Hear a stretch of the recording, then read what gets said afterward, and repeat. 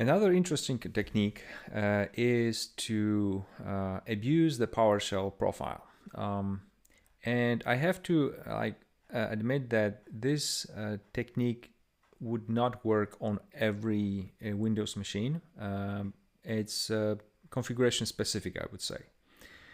And the reason is that we are going to hijack the environment setting when the PowerShell is started.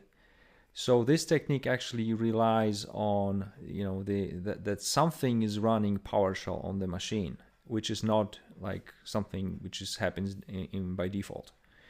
But there are some cases where, for example, in corporate networks, that something is being run like some kind of script, for example, logon script, which does something at the user's logon, and for that it uses PowerShell.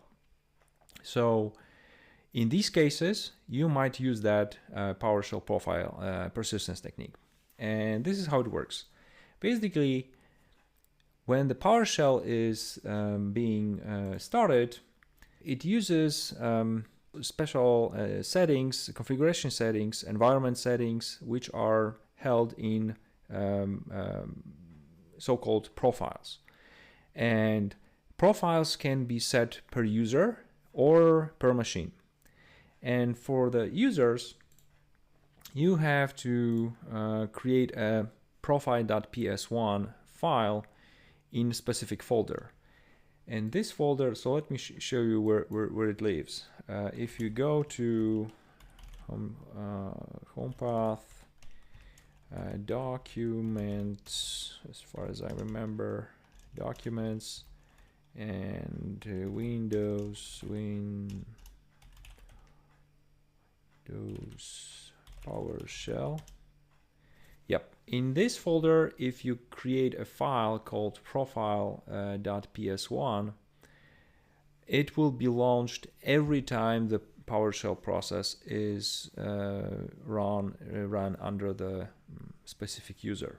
All right, so let's do that. Let's create a simple profile PS, which will contain only one line launching our implant. And that's actually it.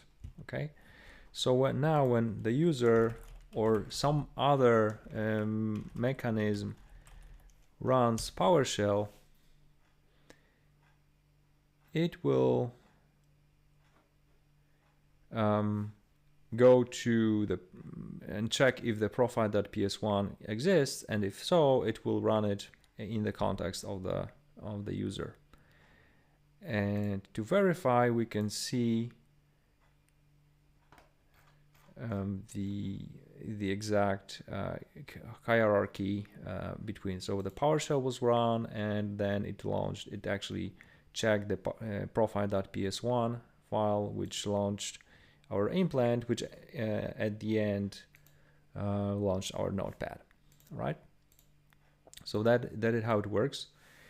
So again, as always, it's good to remove that persistence before we go to the next technique.